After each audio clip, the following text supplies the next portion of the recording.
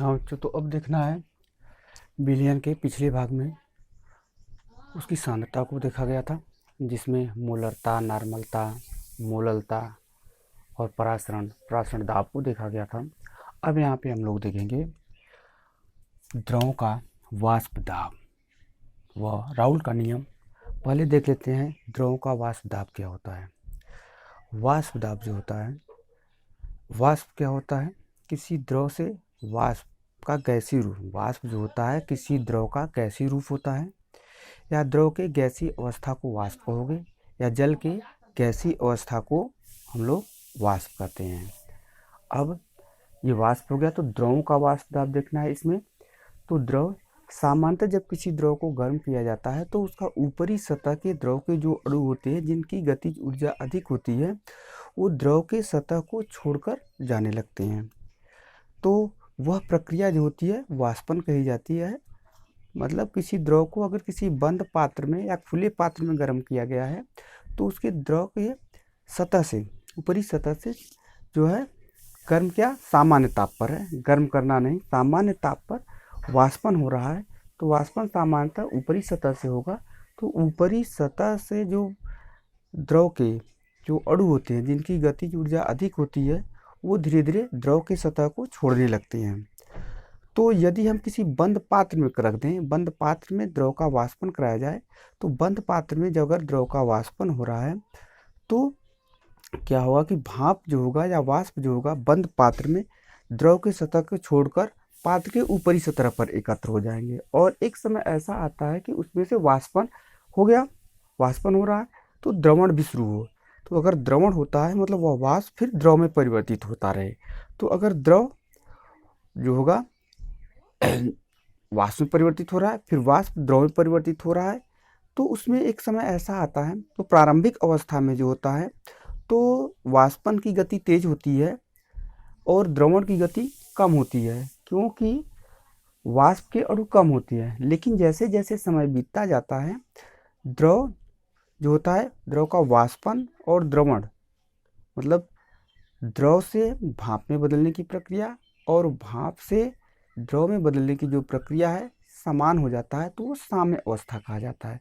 और द्रव और वाष्प की देखो, किसी ताप पर द्रव की उसकी वाष्प के मध्य की साम्य अवस्था में, साम्य अवस्था मतलब वह अवस्था हो गया द्रव को बंद पात्र में रखा गया है तो वह उसमें वाष्पन हो रहा है, और वाष्पन के साथ साथ उसमें संघनन भी हो रहा है।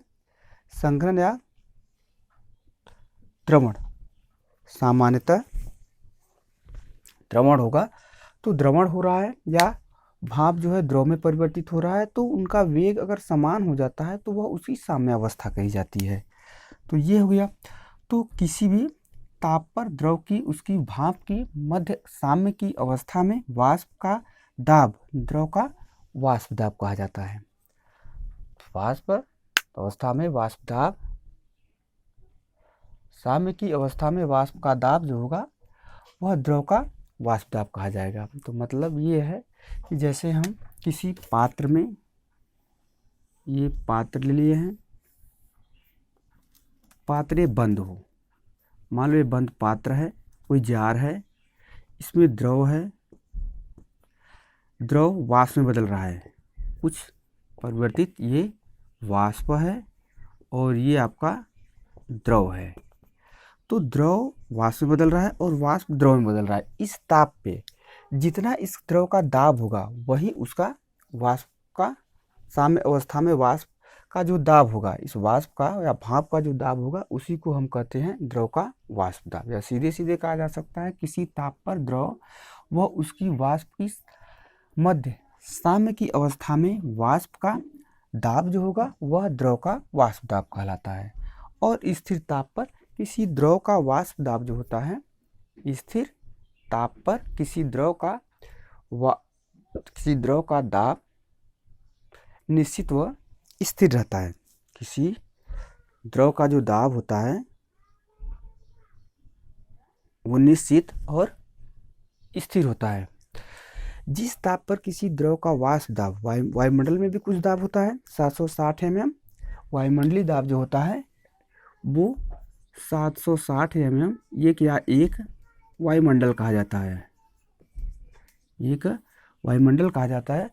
जब किसी द्रव को हम गर्म करते हैं, द्रव का जो वाष्प दाब है वो वायुमंडलीय दाब के बराबर हो जाता है, या 760 mm या एक वायुमंडल के बराबर हो जाता है, तो वह द्रव जो होता है उबलने लगता है। तो जिस ताप पर द्रव का वाष्प दाब वायुमंडलीय दाब के बराबर हो जाएगा तो उसे कहा जाता है क्वथनांक। वह ताप जो है क्वथनांक कहा जाता है। तो ये है, जिस ताप पर द्रव का वाष्प दाब वायुमंडलीय, ये है 760 mm या एक वायुमंडल, इसके बराबर हो जाता है, तो वह ताप द्रव का क्वथनांक कहा जाता है या बॉइलिंग पॉइंट कहा जाता है। किसी द्रव का वाष्प दाब, किसी द्रव का वाष्प दाब होता है द्रव अवस्था से वाष्प अवस्था में जाने की प्रवृत्ति की मापदंड होता है या माप होता है।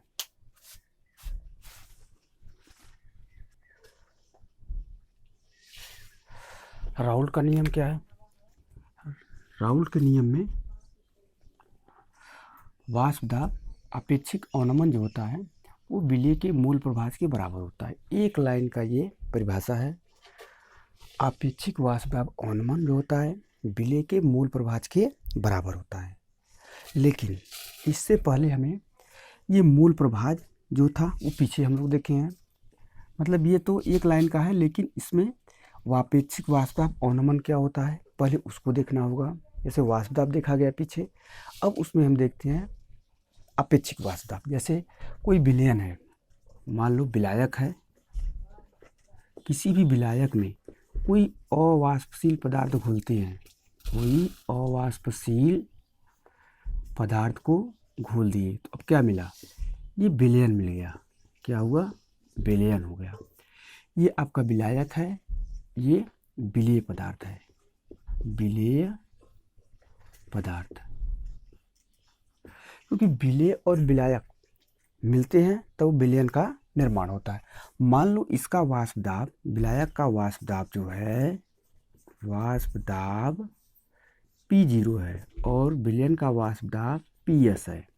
ठीक, जब किसी भी विलयन में अवाष्पशील पदार्थ को मिला दिया जाता है, उसका वाष्प दाब जो होता है वो कम हो जाता है। मतलब विलयन का वाष्प दाब जो होता है वो विलायक के वाष्प दाब से कम होता है। और विलायक और विलयन के वाष्प दाब का अंतर जो होता है उसे वाष्प दाब का अवनमन कहते हैं। ठीक, किसी भी विलायक में कोई अवाष्पशील पदार्थ को हम मिलाते हैं तो विलयन का वाष्प दाब कम हो जाता है। इस प्रक्रिया को वाष्प दाब अवनमन कहते हैं। या ऐसे कह सकते हैं कि विलायक और विलयन के वाष्प दाब का अंतर जो होता है वो आपका वाष्प दाब अवनमन कहलाता है। तो ये हो गया वाष्प दाब। वाष्प दाब अवनमन बराबर विलायक का वाष्प दाब, विलायक का वाष्प दाब माइनस विलयन का वाष्प दाब। अब इसको हम लोग माने हैं P0, इसको PS माना गया है, तो बराबर P0 माइनस PS। ये हो गया वाष्प दाब अवनमन। यहाँ पे है आपेक्षिक वाष्प दाब अवनमन। तो आपेक्षिक वाष्प दाब अवनमन जो होता है वो क्या होगा कि वाष्प दाब अवनमन तथा विलायक के वाष्प दाब का अनुपात। तो आपेक्षिक वाष्प दाब अवनमन जो होता है, मतलब आपेक्षिक वाष्प दाब अवनमन बराबर विलायक का वाष्प दाब P0 माइनस विलयन का वाष्प दाब बटे विलायक का वाष्प दाब, या इसको लिख सकते हैं हम P0 माइनस PS बटे के P0। ये इतना हो गया आपेक्षिक वाष्प दाब अवनमन। तो आपेक्षिक वाष्प दाब अवनमन जो है विलेय के मूल प्रभाज के बराबर होता है। ये है राउल्ट का नियम। तो राउल्ट के नियम में विलेय का मूल प्रभाज हम लोग पीछे देख चुके हैं। विलेय का मूल प्रभाज मतलब विलेय का मूल प्रभाज बराबर विलेय का मूल प्रभाज बराबर होता है विलेय के मोलों की संख्या n बटे विलेय के मोलों की संख्या प्लस विलायक के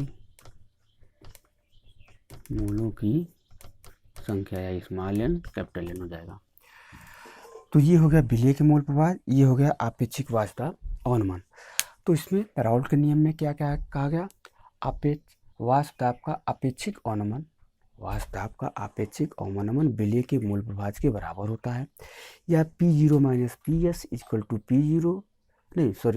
P0 माइनस PS बटे P0 बराबर या equal to n by small n plus capital N, या मूल प्रभाज में कहेंगे विलेय के मूलों की संख्या तथा विलेय और विलायक के मूलों की संख्याओं के अनुपात को कहा जाता है वाष्प दाब का मूल प्रभाज। ये है, या इसको हम दूसरी तरह भी लिख सकते हैं, हम इसको इस रूप में भी दिखा सकते हैं, विलायक का वाष्प दाब माइनस विलयन का वाष्प दाब बटे विलायक का वाष्प दाब बराबर विलेय के मूलों की संख्या बटे विलेय व विलायक के मूलों की संख्या। इस रूप में भी हम लोग इसको दिखा सकते हैं। अब इसको अगर हम मूलों की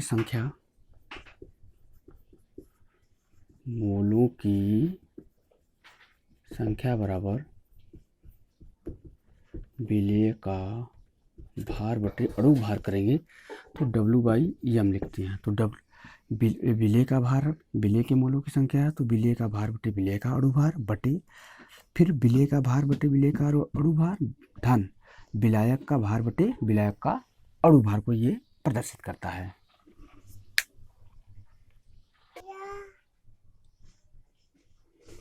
इस प्रकार अगर इसको मान लिया जाए समीकरण एक, वाष्प दाब अवनमन एक अणु संघ के गुणधर्म होता है, गुणधर्म है। तो विलयन का वाष्प दाब जो होगा विलयन में विलायक के मूल प्रभाज के अनुक्रमानुपाती होता है। मूल प्रभाज के का वाष्प दाब अवनमन एक अणु संघ का गुणधर्म है। तो विलयन का वाष्प दाब जो होगा विलयन में विलायक के मूल प्रभाज के अनुक्रमानुपाती होता है। तो इस प्रकार PS इक्वल टू P0 तो कैपिटल N बटे small n plus capital N होगा। राउल्ट का नियम जो होता है वो कुछ सीमाएं हैं उसकी, यह अवाष्पशील वैद्युत अनअवघट्य के तनु विलयनों पर लागू होता है। ये सांद्र विलयन पर लागू नहीं होता है,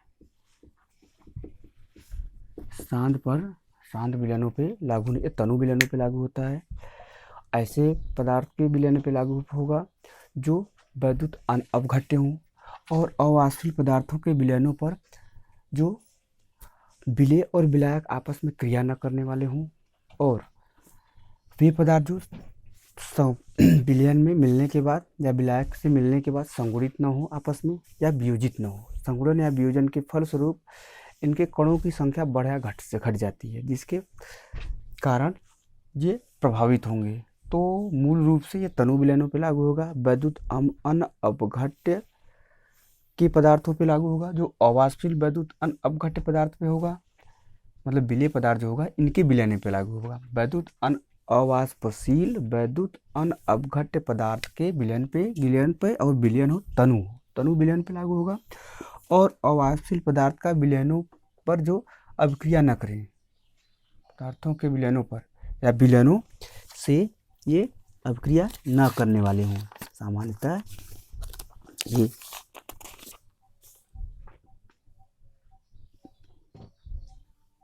अभिक्रिया उन विलयनों पर लागू होगा जो अभिक्रिया न करने वाले हो, और वे पदार्थ जो संगुणित या वियोजित न होने वाले हो तो उनके ऊपर ये लागू होता है राउल्ट का नियम।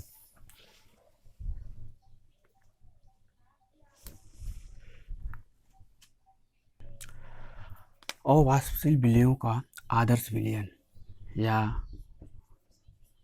Ideal solution.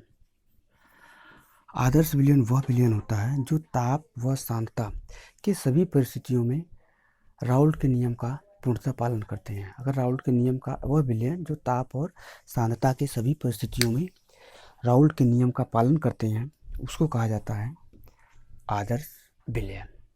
ठीक, तो आदर्श विलयन वह विलयन है जो ताप और सांद्रता की सभी परिस्थितियों में राउल्ट के नियम का पालन करते हैं।